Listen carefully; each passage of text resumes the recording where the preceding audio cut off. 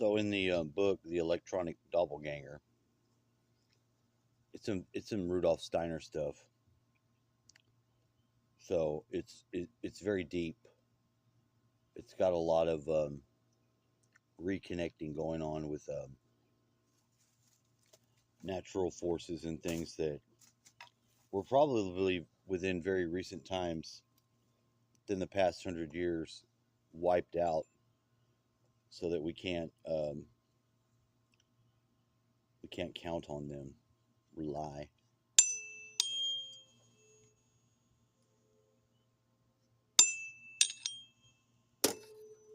Ooh. It says that before your birth,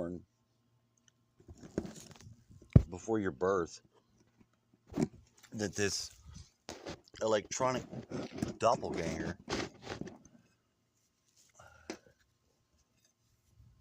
and I'm suspect of what actually they could be referring to, because it sounds like it's fallen angels, but they don't say that. It doesn't say that in the book. But it says that it's put in your body, and it does certain things. But one of the things that it says that it does is, in the upstreamings from the earth, it it captures that. It's since it's more of a natural thing, like it would have the gnomes and the whatever would be the nature spirits, as they would be coming up from the earth. It would be making use of those things, having relationships with those things, and it also causes sickness to come out of your body where there is no external cause. I'm trying to get my mind around it, and I'm trying to put into perspective what may be um,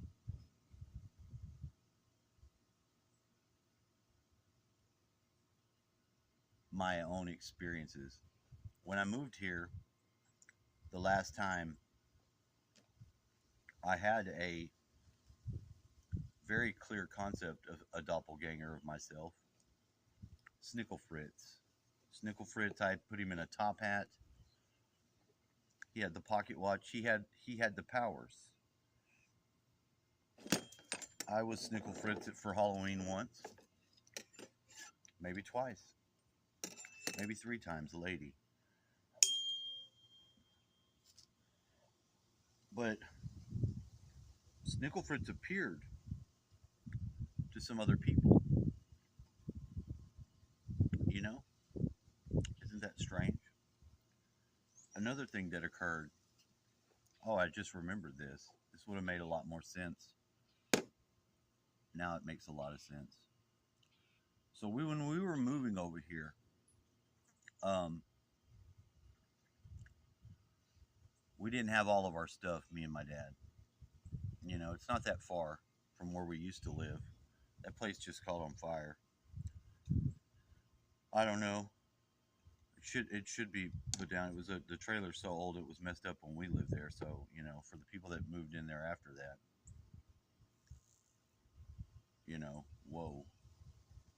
But anywho, besides the point, we go to get our stuff. We have another load to get, so we leave in the morning. We go in the morning, and we're going in there. We're about to get in. We haven't even unlocked the door yet, and the cops come.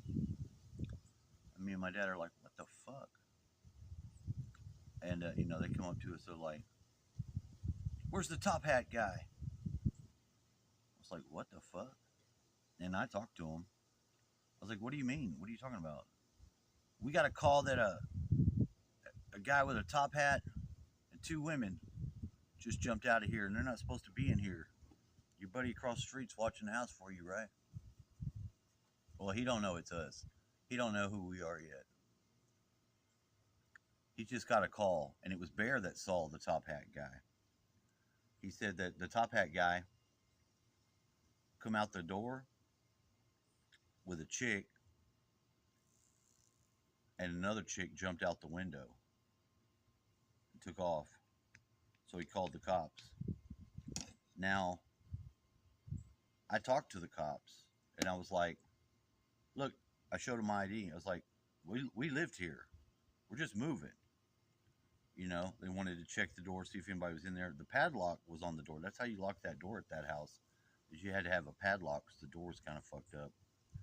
So he had a padlock on the outside, and that's how he locked the door. The padlock was locked. There's no signs nobody been in there. Just a mysterious. I said, the top hat guy's not real. Well, this guy saw the top hat guy. I was like, well, that's weird because that's just an imagined. That's a character. It's not. I mean, there isn't. It's not even over here. It doesn't make any sense.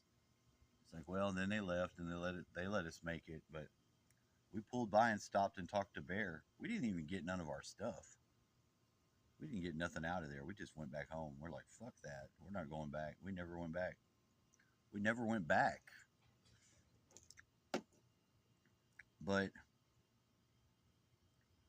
Snickelfritz, or my electronic doppelganger, is what I think that is.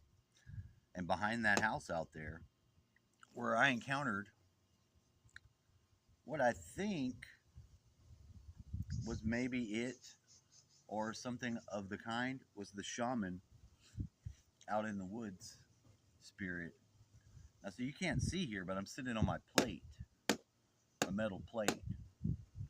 Now I'm taking my fucking streamings from the earth back up to myself. That's why I got my shit here. I started sitting on this thing and put it in the spot because it was a good thing to sit and meditate on. I like it. I like the metal. I do.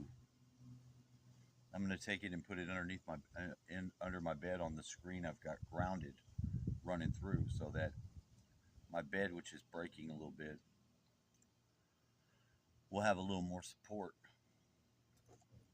And I'm going to take my doppelganger. That Snickelfritz, I think, is my electronic doppelganger. And I've already got him outside of my body, not inside, which I think was a major challenge for me.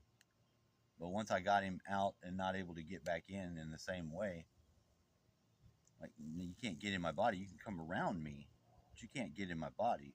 I've already, in a way, battled him. But he is like the master of all of the alter egos. But he is in balance. He doesn't say anything anymore. But it was the beginning of the communicating with yourself. And it was also, I was like, Snickelfritz is, I could ask him questions, like I could ask my right mind things that I want to know that are in my subconscious or have access to it, like when you're hypnotized. So that's useful.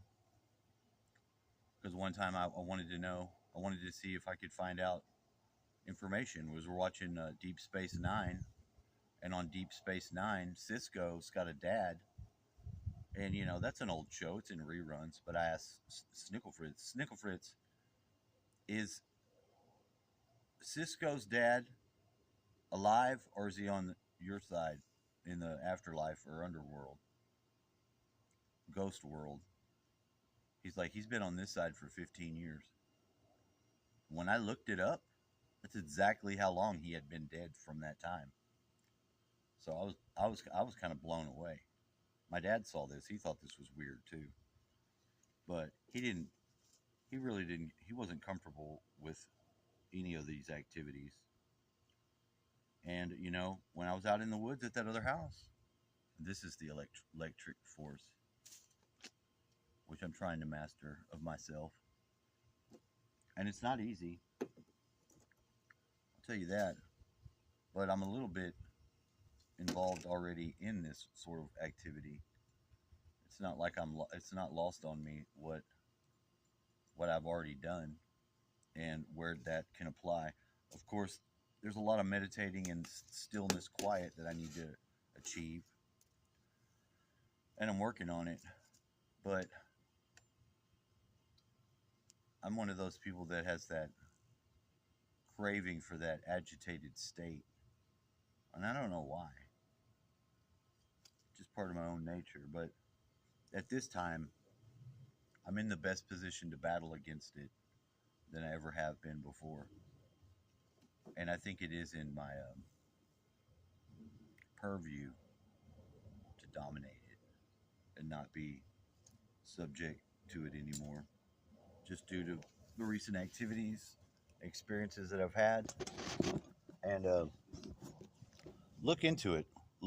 Download the PDF, the electronic doppelganger, and see what it says. See if you're interested and if any of that information is useful to you. Maybe this would be useful also.